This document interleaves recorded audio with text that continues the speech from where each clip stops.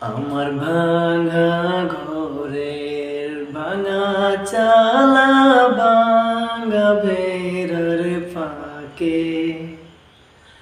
অবাক জোছনা ডুইখা পরে হাত বাড়াইয়া ডাকে হাত ইশারাই ডাকে কিন্তু মুখে বলে না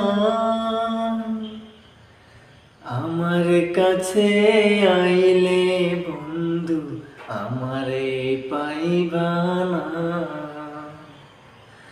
আমার ভাঙা ঘরে